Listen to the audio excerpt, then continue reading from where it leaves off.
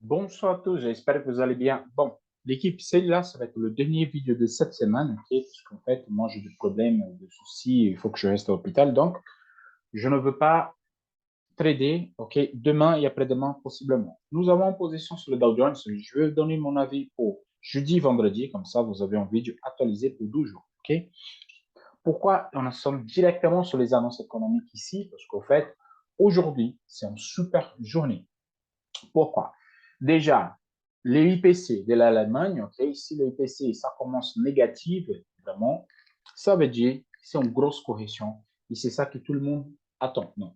Normalement, on attend de bonnes choses pour le marché, que ça rebondisse, mais quand je vois qu'en France, ici en France, ça manque des gazoles, des essences, c'est la crise partout. Donc, moi, je ne crois pas que les chiffres vont être bons. Ok. Bon, on commence. L'IPC, déjà 8 heures du matin, ça peut démarrer bien la journée. On commence déjà avec le DAX. Okay.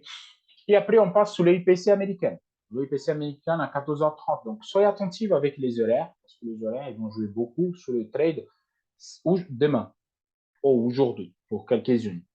Donc, après le IPC de septembre et tout ça. Mais celui-là, c'est les plus importants annonces de demain. OK?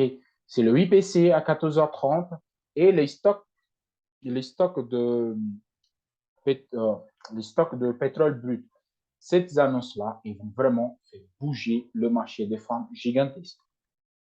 Attention à la volatilité des 14h30, je vous conseille de ne pas trader. Ou si vous tradez, un petit lot que vous allez encaisser la hausse et la baisse. Pourquoi? En même temps qu'on a l'IPC, on a l'inscription hebdomadaire au chômage. La semaine dernière, c'était un mauvais chiffre et le marché, il a corrigé 1250 pips après ce résultat-là. Donc, si vous prenez les 12 annonces, s'ils sont négatives, je ne vous imagine même pas le chute que le marché il peut avoir. Donc, attention avec ça. IPC, 14h30, inscription hebdomadaire au chômage, OK? Et à 17h, les stocks de pétrole brut. Il y a une rumeur que les Américains vont lancer leurs réserves. S'il y a, c'est possible qu'on va voir une grosse baisse et tout de suite en hausse, OK? Mais quand je vois qu'il y a une forte pression sur le WTI, qui maintenant on est à 87 $, et avant-hier on était à 95 $, donc je crois qu'ils vont intervenir sur le marché. Et c'est ça les quatre plus grandes annonces de demain. Il faut faire hyper attention avec cela. Pour ceux qui traitent le DAX, c'est à 8 heures du matin. Attention, l'ouverture du marché, c'est à 9 heures. Ça veut dire que avant l'ouverture, vous avez déjà le marché positionné. Et ça, c'est super important. Et pour le vendredi, OK, pour le vendredi, c'est les ventes. Les ventes mensuelles, ça, c'est important aussi. Et vous voyez que c'est toujours à 14h30 avant la ouverture qui ça vient. Ce type d'annonce. Pourquoi? Justement, comme ça, les marchés sont déjà orientés vers la direction qu'il faut et après, c'est juste à encaisser. Soyez attentifs avec ça. Les ventes, on est à 17 ans et après, on n'a plus rien. Okay? Après, on n'a plus rien. C'est juste la partie spéculative. La partie spéculative, ça ne fait pas trop bouger le marché, mais vraiment 17h, 19h, on ne trade plus le vendredi. Donc, pour nous, c'est tranquille. On passe sur la plateforme TradingView et je vous montre les analyses, ce que je pense pour demain. Bon, nous sommes sur TradingView ici et vous voyez, je pose ma fameuse fourchette qui, on a cassé les 61, on a pullbacké dessus, on a tout fait, ok, on a tout fait déjà sur cette zone.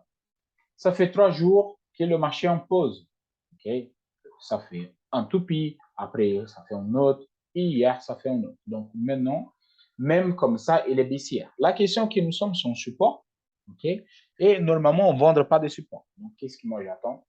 Un petit rebond sur la zone de 10 900 pour prendre la vente, pour chercher les 78 et pourquoi pas le 100% à 9 515. Bien sûr, ça, ce n'est pas pour demain, mais si le marché il continue en récession les États-Unis, c'est sûr que ça va baisser, baisser, baisser. Le but majeur, c'est de casser vraiment la zone des 10 600. C'est le casse 10 600. Après, il n'y a plus de support, vraiment, jusqu'à 100%. Donc là, c'est un shoot direct. Je baisse le temps graphique juste pour vous donner un petit peu l'idée de ce que moi je vois. Moi, j'attends carrément, carrément, le point plus bas qui c'est ici. OK, la zone de 10 400. C'est les 78 de Fibo. Donc, ça, j'attends pour demain. Vraiment, on est à 10 800. Ici, on est à 10 400. Donc, on est à peu près déjà 400 pips. Donc, c'est largement faisable pour faire la journée. Okay? Il peut venir ici tester, faire une grosse mèche et recouturer vers là-haut. C'est vraiment possible. Okay? Donc, on va attendre tranquillement. Tranquillement, on va attendre. On va voir qu'est-ce que le marché nous réserve. Ici, si vous tracez, vous avez un triangle symétrique ici. Okay? Je vais tracer comme ça, c'est plus simple. Vous avez les touches là et là. OK, si vous posez plus ou moins la ligne des cas, ça fait vers 10h, vers midi, voire plus tard, voire 13h, 14h. Tout ça, c'est à voir. OK, tout ça, c'est à faire vraiment attention là-dessus. Donc, pour le Nasdaq, vraiment, je suis hyper baissière. Je ne cherche pas des achats, même si je fais un gros chandelier, je préfère attendre et reprendre à la baisse. OK, sauf si on dépasse la zone des 11 000, 11 100. Moi, vraiment, je passe en buy, en acheteur, dès qu'il casse la zone des 11 700. Au-delà de ça, vraiment, le marché, c'est un retournement carrément. Et à partir de là, oui.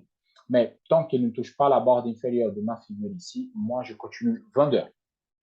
Pour le DAX, pour le Nasdaq, pardon, c'est tout. On passe sur le Dow Jones. Le Dow Jones, il m'a fait vraiment 3 toupies parfaits. Voilà, un toupie, 2, 3. OK? Donc, elle est super bien orientée. Le marché est neutre. Il attend juste les chiffres de demain. Il attend les chiffres de demain, le marché. Par contre, lui, il garde sa zone des 61.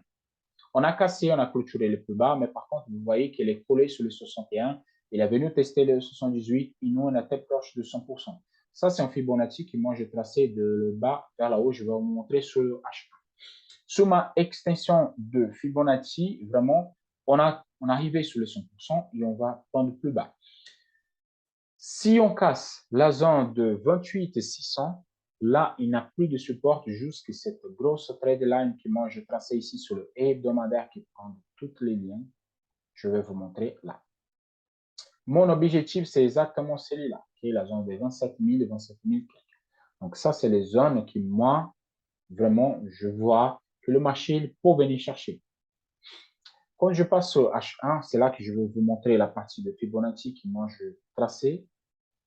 En fait, les Fibonacci que je traçais, ok, j'ai pris toute la hausse.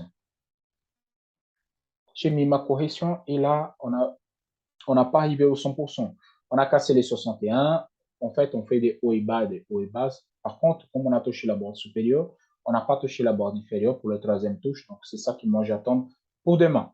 Là, ça remonte un petit peu. C'est normal. Peut-être vous tester encore une fois les 50%. C'est possible. Mais moi, je garde mon billet baissière.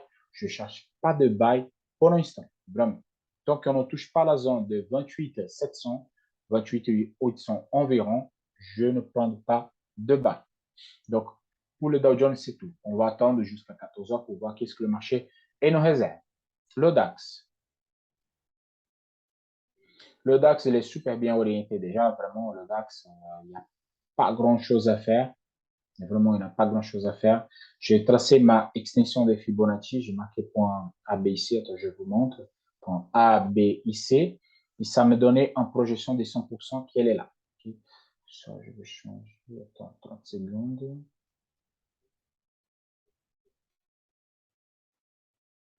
Comme ça, il ne va pas nous embêter. Voilà. Et moi, j'attends de la casse des 78 pour venir sur les 100%. Vraiment, il a venu 78, retest de 61. OK, la résistance, ça veut dire que le dernier plus bas, il a tenu pour l'instant cette zone. Et là, moi, j'attends le 100%. Tu dis pourquoi je n'attends pas le bail? Vraiment, parce que pour que je passe en bail, que je prends des achats, il faut qu'il me casse la trade line. Donc, casse la trade line, plus bas et après repart. Donc, ça veut dire qu'on parle de la zone de 13 500, 13 600. C'est trop haut encore. Nous, nous sommes encore à 11 000 quelques. Donc, vraiment, j'attends carrément. Possiblement, on reteste sous la zone des 12 400 environ. Mais mon objectif majeur, c'est là à 11 000. Le seuil psychologique des 11 000. Donc, pour l'instant, je suis toujours vendeur et je ne cherche pas de bail. Par contre, il existe une chose intéressante sur le DAX, c'est qu'il fait un plus bas, fait un plus haut. Et le plus bas, c'est plus haut. Donc, ça veut dire que ça, c'est possiblement un retournement de tendance. Donc, c'est pour ça qu'il faut rester hyper attentif. OK, quand on fait le plus haut, on va voir si c'est plus haut. S'il fait c'est encore plus haut, plus bas, plus haut. Et à partir de là, on peut considérer que la tendance se retourne. Mais pour l'instant, on garde le sang-froid. OK, on garde vraiment le sang-froid parce qu'il y a beaucoup de choses qui vont être en jeu à ce moment-là. Donc, cette canal est la pas trop de forme. Je vais l'enlever tout de suite.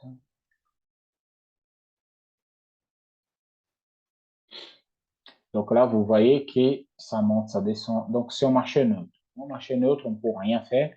Et là, il tient encore la zone des 61. Donc, c'est les pertes ici, c'est 78 et le 100% à 11 700. Et c'est ça que j'attends vraiment pour demain. Okay? Demain, à 8 heures, on perce le 61, on va vers 78. Et après, avec les Américains qui rentrent au marché avec force, donc possiblement, on peut venir tester la zone de 78. Et ce n'est pas nombreux, ce n'est pas beaucoup de pistes. On parle de des 300 pips. Donc, 300, 400 pips. Donc, c'est largement faisable pour une chute de 1 journée, voire le jeudi, vendredi. Okay? Donc, c'est juste ça que je voulais vous dire. C'est que de copier le Fibo pour vous orienter, ça fait du bien. Ça va vraiment vous orienter. Le Fibonacci, il est excellent pour travailler celui-là. Et c'est tout. Bon, on se retrouve lundi. Okay? On se retrouve lundi. Nous avons en position sur le Dow Jones qui tourne encore avec un objectif plus bas. Donc, celui-là, petit lot, c'est tranquille. Okay? Notre semaine, elle est faite. Nous sommes à plus de 600 pips de gain déjà. Et on n'a pas besoin de faire grand-chose. On ne se précipite pas. L'autre chose que je voulais dire, ceux qui veulent prendre les formations, je vais mettre ici sur cette vidéo, sur le premier commentaire, le lien. Vous pouvez rentrer, vous pouvez regarder. C'est directement avec moi. Le contact de la formation, c'est directement avec moi. Il n'y a pas d'intermédiaire. Okay? Il n'y a aucune intermédiaire. C'est moi qui vous forme en temps réel sur le marché. Et des appels, c'est des appels en direct. Vous allez me voir et vous allez trader sur ma plateforme parce que toute l'explication se fait ici sur TradingView avec le marché en temps réel. Okay? Donc, premier lien de la vidéo, il y a la partie de la formation pour ceux-là qui s'intéressent. Groupe Telegram, contact avec moi. Et c'est parti. Excellent semaine à tous, ok? Et bon week-end. Et on se voit lundi. À la prochaine.